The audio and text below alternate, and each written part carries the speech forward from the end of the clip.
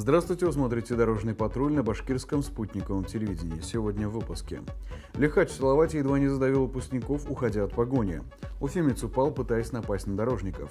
В Уфе прошел день 1000 велосипедистов. Это и многое другое смотрите прямо сейчас. Сразу два смертельных ДТП произошло в минувшую среду в республике. Ночью на трассе Карпачево-Масигутова-Ачит-Мечетлинском районе водитель ВАЗа 7 модели на полном ходу врезался в попутный грузовик МАН и опрокинулся в кювет. По данным пресс-службы Республиканской госавтоинспекции, 21-летний водитель скончался на месте. Его 20-летний пассажир с травмами госпитализирован. Еще одна авария произошла также ночью в Караидельском районе. На трассе Базилеевка-Ургуш 33-летняя женщина за рулем ВАЗа 12 модели опрокинулась в кювет. Женщина скончалась на месте ДТП. В настоящее время по данным фактам ведется расследование. В Салавате лихач едва не задавил выпускников во время репетиции весеннего бала. ДТП произошло 24 мая. По предварительным данным, водитель автомобиля «Лансер» уходил от преследовавшего его экипажа ГИБДД. Проехав улицу Октябрьскую, он выехал на площадь Ленина, на которой в это время проходила репетиция весеннего бала выпускников.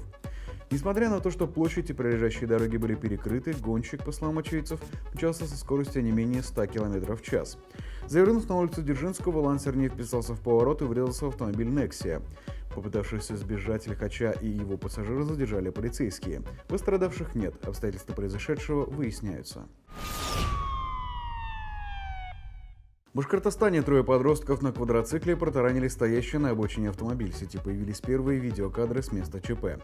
Эмоциональное видео активно обсуждают пользователи соцсетей. Эти кадры были сделаны владелицей искореженной «Лады Гранта». На них момент сразу же после столкновения. На кадрах видно, как подростки неподвижно лежат на земле, однако хозяйка машины совсем не интересует состояние пострадавших. Напомним, авария произошла на днях в Бирском районе. Все трое подростков получили множественные травмы и были госпитализированы. При службе Республиканской госавтоинспекции отметили, что квадроцикл не был зарегистрирован в установленном порядке, а дети передвигались без мотошлемов. Полицейским предстоит выяснить, как несовершеннолетние завладели транспортом.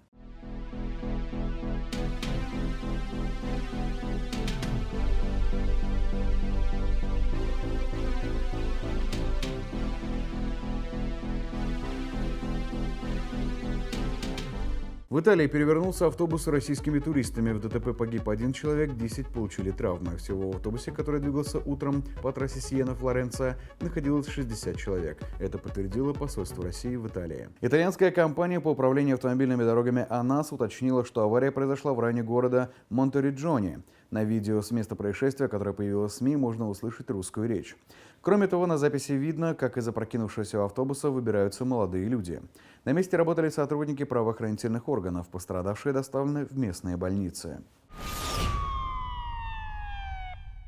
В Уфе на улице Заки-Валиди местный житель напал на дорожников. По словам рабочих, мужчина находился в состоянии алкогольного опьянения. По предварительным данным, жителя башкирской столицы не устроило то, что дорожники работают в ночное время суток. Поэтому он решил лично разобраться с рабочими. Мужчина устроил драку, а также попытался скинуть дорожника со спецтехники. В итоге он сорвался с лестницы и разбил голову.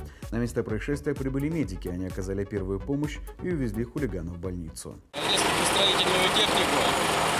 Видать, хотел разобраться, потому что мы работаем ночью. Он находился в состоянии алкогольного опьянения, руки у него не выдержали, и он сорвался с лестницы, ударившись головой. Больше ничего не могу сказать. То есть мужчине просто не понравилось, да, вот ему? Да. То, что днем мы работаем, не нравятся пробки везде, а ночью, соответственно, то же самое, мы шумим. А как он вообще появился? Выбежал? Перешел через дорогу, через 3 полосы, через оживленную улицу. А все в порядке с вашим рабочим? С нашими рабочими все нормально.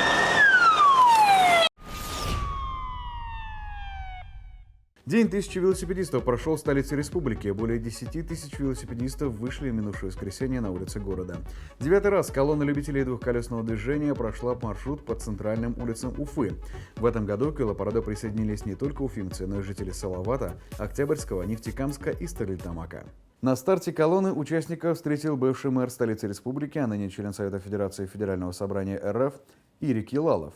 Старт был дан в половину 11 утра, и колонна тронулась по направлению к Аграрному университету. Однако велосипедистов было настолько много, что когда участники добрались до центрального рынка, хвост колонны еще находился на старте.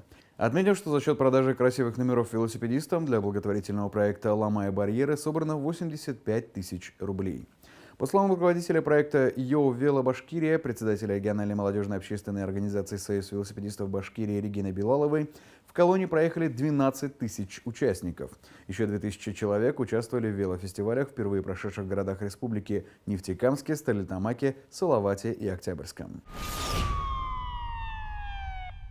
232 камеры видеонаблюдения появятся на дорогах республики, а это только те, что установлены за счет средств республиканского бюджета. 8000 писем счастья появляются ежедневно, однако обеспеченность камерами составляет всего 16% от необходимого. Пока новоиспеченные кричаты фиксируют лишь превышение скорости, но их функции будут расширены. По словам главного госавтоинспектора республики Динара Гельмудинова, функционал камер будет расширен. Они станут фиксировать такие правонарушения, как выезд на встречку или полосу для общественного транспорта, езда на запрещающий сигнал светофора или выезд за стоп-линию. Камера, установленная в одном из потенциально опасных мест на трассе М5 возле пешеходного перехода, пока фиксирует лишь превышение скорости, но в действительности она может фиксировать до 35 видов правонарушений. Такие многофункциональные камеры особенно нужны на опасных участках автомагистрали, например, на перекрестках, где происходит больше всего столкновений. В общей сложности на трассах республики появится 57 камер. Также за 2 года планируется провести освещение от Уфы до Стерлитамака. Это автомагистраль в сторону Оренбургской области. Все эти меры направлены на снижение смертности и сохранение жизни людей. В Башкортостане завершился 46-й республиканский конкурс «Безопасное колесо». Он ежегодно проводится региональным управлением ГИБДД и в этот раз собрал более 250 школьников со всего Башкортостана. На протяжении 3 дней они боролись за победу в различных номинациях. На торжественной церемонии награждения конкурса «Безопасное колесо» команда участниц из всех 63 городов и районов республики. На протяжении 3 дней они показывали теоретические знания и практические навыки в различных сферах знания ПДД, оказания первой медицинской помощи и творческом задании. Скейтборды, ролики, настольные игры и многое другое. Призы и подарки ждали всех, занявших с 1 по 10 место. Обладателями двухколесного транспорта стали чешминцы, победившие в одной из главных номинаций – фигурное вождение велосипеда. Главная интрига была раскрыта в конце. Обладателями чемпионского кубка стали юные инспекторы из Ишимбая. По итогам всех заданий они набрали наибольшее количество очков. По признанию ребят, победа стала для них неожиданностью. Для меня было очень сложно на фигурном вождении велосипеда. Но, несмотря на все трудности, с которыми мы столкнулись, мы все-таки победили. Главная цель конкурса – пропаганда ПДД. С начала года с участием детей произошло уже 139 ДТП. В результате 4 ребенка погибли. По статистике, большинство случаев происходит во время школьных каникул. Именно поэтому конкурс проходит в конце мая. Пропаганда начинается от детей. Когда дети в малом возрасте это понимают, они становятся взрослыми, они не только сами это соблюдают, они учат других ребят и взрослых людей. Поэтому такая большая задача, и мы ее выполняем совместно со всеми преподавательским коллективом, со всеми сотрудниками госавтоинспекции территориальных подразделений. Конкурс «Безопасное колесо» завершился, но не для ишимбайцев. Уже 3 июня они выйдут на площадку соревнований в Казани, где поборются за звание сильнейшей команды в России. Безопасность детских удерживающих устройств не вызывает сомнений. Как позаботиться о безопасности ребенка, если машина еще не куплена, но голос ребенка тоже нужно учесть.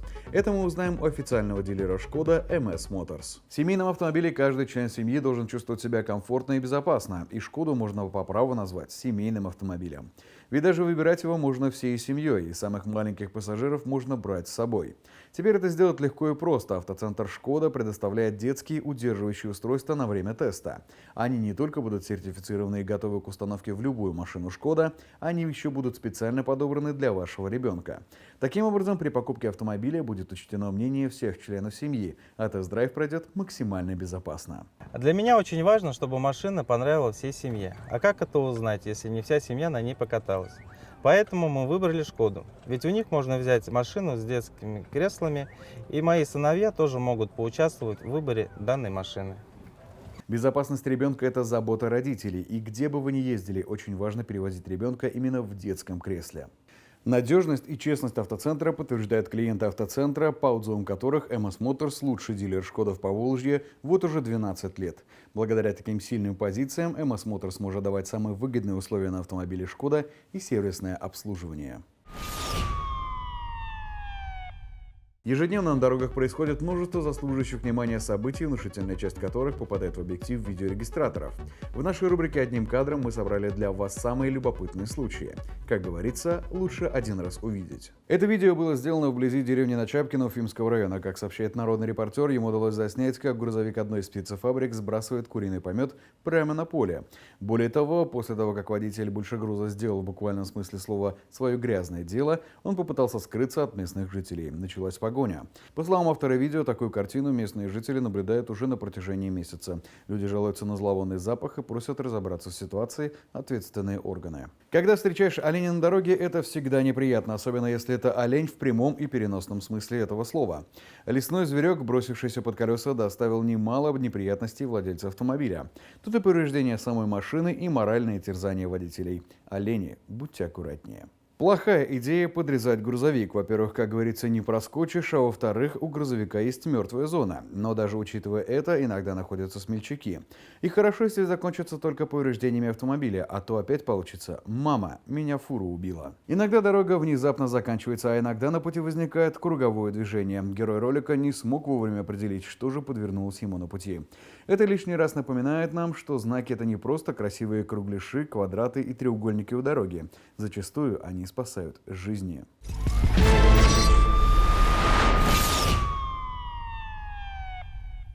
Автошкола «Автокурс». Обучение на все категории. Город Уфа, проспект Октября 132/3, поселок Чесноковка, улица Школьная, 2/2. Телефон 293 4606. Думаете, что подарить автолюбителю? Отличное решение — подарочная карта «Лукойл». Ее можно оплатить топливо, товары мини-маркета и кафе на АЗС «Лукойл». Позвольте владельцу подарочной карты самостоятельно выбрать подарок. У вас проблема, у нас решение. Квалифицированный персонал, запчасти в наличии, приятные цены и персональный подход. Сервисный центр «Лето». Мы делаем то, что хорошо знаем. ОСАГО 24. Полис со скидкой до 50%. Бесплатная доставка. Ищите нас в Дубльгиз по телефону в Уфе 266 46 24. Наружка и коврики всего 200 рублей. Питстоп Уфа. Кирова 128/1.